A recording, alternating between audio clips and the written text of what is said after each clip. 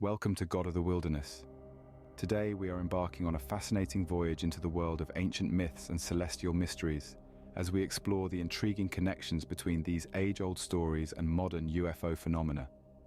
Our journey begins with an exploration into the concept of evil, a theme that has been at the heart of spiritual narratives since the dawn of recorded history. Various scriptures and ancient texts recount tales of celestial beings who defied the divine order. These rebellious entities, often referred to as fallen angels, form a significant part of our exploration. Their stories are deeply woven into our collective consciousness, their actions serving as a metaphor for the struggle between good and evil, order and chaos. In the Christian tradition, these narratives find their roots in the book of Isaiah and the book of Ezekiel. These texts tell us of Lucifer, once a revered angel, whose pride led to his downfall. Described symbolically, his fall from grace is a powerful tale of rebellion and consequence, yet the narrative does not end with the fall. We also encounter beings like the Nephilim, the offspring of the sons of God and human women. These entities, described as beings of immense strength and renown, suggest an ongoing celestial interference in human affairs. This notion of interference paints a broader picture of a universe where the boundaries between the divine, the demonic, and humanity are not as clear-cut as we might think. This theme is echoed in many cultures and religious texts worldwide. Turning to the modern age, the mystery of UFOs presents a contemporary parallel to these ancient accounts. These unidentified flying objects, witnessed and recorded globally, stir debates about their origins and purposes. Could these historical and biblical encounters with the divine and the demonic be early interpretations of phenomena that continue to visit us today? Could these ancient texts hold keys to understanding our place in a cosmic story that is still being written? Various scriptures and ancient texts recount tales of celestial beings who defied the divine order, becoming what many refer to as fallen angels. And so our journey into the mystery of evil begins. In the Christian tradition, these stories find their roots in the book of Isaiah and the book of Ezekiel, where the tale of one angel's rebellion against the divine order unfolds. This angel, known as Lucifer, was not just any celestial being. He was hailed as the morning star, a beacon of light and wisdom among his kind. Yet his pride and ambition would lead to his downfall, a turn of events that forever changed the course of cosmic history. The Bible paints a vivid picture of Lucifer's fall. The prophet Isaiah in particular offers a hauntingly beautiful description of this event. He writes, "How art thou fallen from heaven, O Lucifer, son of the morning? How art thou cut down to the ground, which didst weaken the nations?" Here Isaiah depicts Lucifer's fall as a cosmic tragedy. Once a figure of light and wisdom, Lucifer is cast down to the earth, his radiant glory diminished. This passage not only speaks of Lucifer's fall, but also implicates him in the weakening of nations, suggesting a far-reaching influence that extends beyond the celestial realm. In Ezekiel, the narrative takes on a more personal tone. The prophet describes Lucifer as the anointed cherub who covers a being of unparalleled beauty and wisdom. Yet, his perfection was his undoing. His heart became proud on account of his beauty, and his wisdom was corrupted due to his splendor. This fall from grace is more than just a story of a rebellious angel. It's a tale of pride and ambition leading to one's downfall. It's a cautionary tale that echoes through the ages, a reminder of the dangers of overreaching one's bounds. Isaiah 14:12. 15 poetically details this descent. It serves as a stark reminder of the consequences of defying the divine order, a theme that resonates in our own lives today. Despite his fall, Lucifer's influence continues to be felt, his story intertwined with the human experience in ways that continue to fascinate and perplex us. But the narrative does not end with the fall. Genesis 6:1-4 introduces us to the Nephilim, indicating a continued celestial interference in human affairs. Let's delve deeper into this intriguing narrative. The Nephilim are presented as the offspring of the sons of God and the daughters of men. The term Nephilim itself is typically translated as giants, and these beings are described as mighty men who were of old, men of renown. This suggests they were beings of immense strength, power, and influence, far surpassing ordinary humans. These hybrid beings, born of both the celestial and the earthly, represent an intriguing intersection of the divine and human worlds. Their existence raises fascinating questions about the nature of good and evil, the relationship between the celestial and the terrestrial, and the boundaries of divine intervention in human affairs. The consequences of this celestial-human union were momentous. The book of Genesis tells us that the earth became filled with violence as a result of the Nephilim, leading to the Great Flood, an attempt to cleanse the world of this corruption. This tale of the Nephilim does not stand alone. Similar narratives of hybrid beings recur in various cultures worldwide. From the demigods of Greek mythology to the apsaras of Hindu lore, the theme of celestial beings intermingling with humans is a common thread, suggesting a universal fascination with, or perhaps a universal experience of, such occurrences. Moreover, the existence of the Nephilim and other hybrid beings challenges our understanding of the universe and our place within it. If celestial beings once walked among us, what does that say about the nature of existence itself? Are we alone in the universe, or are we part of a larger, more complex cosmic drama? Genesis 6:1-4 introduces us to the Nephilim, indicating a continued celestial interference in human affairs. This ancient narrative, echoing through the millennia, invites us to explore the mysteries of our past as we strive to understand our present and future. The Testament of Solomon, an apocryphal text, expands on these themes, taking us on a fascinating journey into the world of ancient demonology.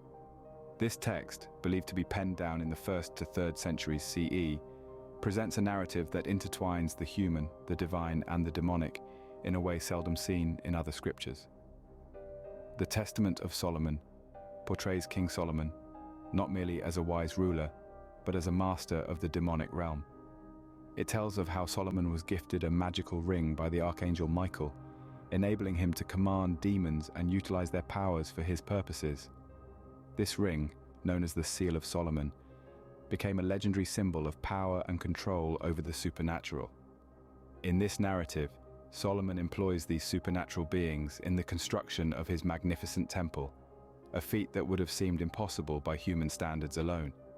The demons, each with their unique skills and abilities, contribute to the creation of this architectural marvel, thus blurring the lines between the divine, the demonic, and the human.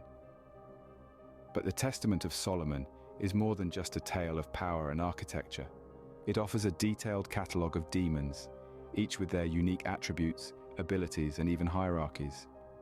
From Ornias, the shape-shifting demon who torments a young boy, to Asmodeus, the king of demons with a penchant for inciting lust and rage, the text provides a vivid picture of a complex demonology.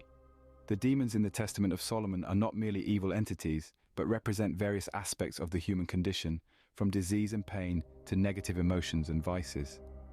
This ancient text, therefore, serves as a symbolic exploration of the human psyche, using the metaphor of demons to personify our fears, weaknesses, and struggles. Here, demons are detailed individually, each with unique attributes and abilities, suggesting that our ancestors used these narratives to make sense of the world around them, to explain the inexplicable, and perhaps to grapple with the complexities of their own nature. Turning to the modern age, the enigma of UFOs offers a contemporary parallel to these ancient accounts. UFOs, or unidentified flying objects, have fascinated and baffled us in equal measure, creating a buzz of intrigue and a flurry of theories. Just as our ancestors looked to the skies and saw divine beings or demons, today we gaze upon the heavens and we see what exactly? In the 20th century, the UFO phenomenon took a front seat in the public consciousness. From the infamous Roswell incident to the myriad sightings reported around the globe, these mysterious occurrences have become part of our cultural fabric. Whether they're dismissed as weather balloons, secret military aircraft, or written off as mere hoaxes, there's no denying that something is happening in our skies. But could these elusive spectacles in the sky be a modern counterpart to the celestial beings of ancient lore? Could the divine chariots, the Nephilim, and the demons of yesteryears be the UFOs of today, simply appearing in a form more palatable to our technologically advanced era? Consider the tales of abductions, of encounters with strange beings. Some describe these entities as angelic or demonic, while others speak of extraterrestrial beings from far-off planets. These stories, while certainly different in their particulars, echo the ancient narratives of divine or demonic beings interacting with humanity. While we can't definitively answer these questions, the parallels between the ancient and the modern are compelling. They suggest that humanity's interaction with the unknown, with the otherworldly, is a common thread woven through the tapestry of our history. This connection, this continuity of experience, hints at a universe far more mysterious and complex than we can fully comprehend. Unidentified flying objects have been recorded and witnessed globally, stirring debates about their origins and purposes. As we continue to explore this modern enigma, we're not just looking for answers. We're seeking to understand a part of ourselves, a part that reaches out to the stars in wonder and awe, ever curious about the great cosmic play unfolding above us. Ezekiel's detailed description of a flying chariot composed of wheels within wheels and powered by living creatures. This intriguing passage from the Bible has been a subject of fascination and speculation for centuries. Located in the Old Testament, the book of Ezekiel presents a vivid account of a prophet's encounters with divine beings. Ezekiel, a Jewish priest living in Babylon during the 6th century BCE, describes a vision where he witnesses a complex chariot descending from the heavens. This chariot, as Ezekiel describes, is an intricate mechanism composed of wheels within wheels, gleaming like beryl and full of eyes all around. These wheels are moved by 4 living creatures, each having 4 faces and 4 wings. The 4 faces, symbolizing a human, a lion, an ox, and an eagle, are believed to represent the 4 cardinal points of the universe. The precision and detail in Ezekiel's accounts suggest a technology far beyond the understanding of ancient civilizations. Yet the description bears a striking resemblance to the mechanical complexity and mobility often associated with modern unidentified flying objects, or UFOs. Just as Ezekiel's chariot was moved by living creatures, many modern UFO reports describe objects that seem to exhibit intelligent behavior, changing directions swiftly and disappearing into the sky at incredible speeds.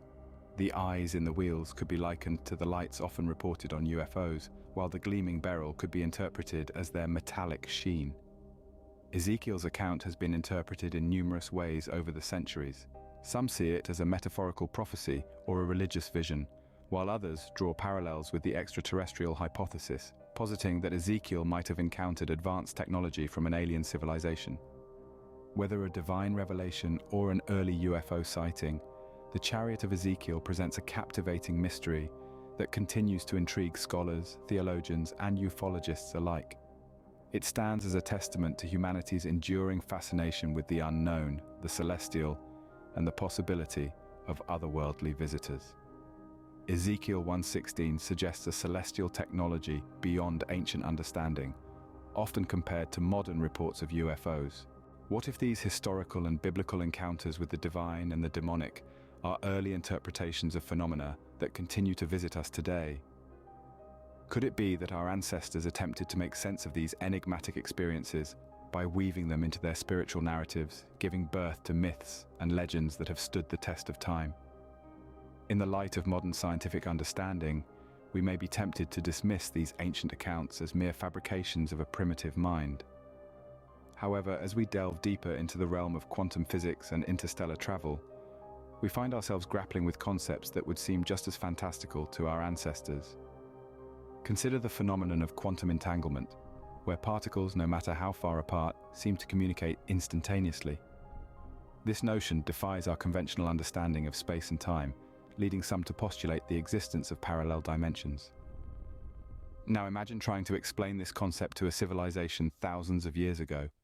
Would they not interpret this as a divine or demonic intervention, a miracle beyond their comprehension? And how different is this from our struggle to explain the enigmatic UFOs that defy our current understanding of physics and technology? Perhaps we are not so different from our ancestors after all. Perhaps we are simply at another point on the same continuum, trying to make sense of the cosmos and our place in it just as they did. The ancient texts, then, may not be mere stories of myth and magic. They may hold keys to understanding our place in a cosmos filled with mystery and wonder. They remind us that we are part of a narrative that spans across millennia, a narrative that is still unfolding, a narrative that we are still trying to understand. So as we gaze upon the vastness of the universe, let us remember that we are not mere observers. We are participants, explorers on a cosmic journey, still deciphering the cosmic code, still seeking answers to questions that have intrigued humanity since the dawn of time. What if the ancient texts hold keys to understanding our place in a cosmos filled with mystery and wonder?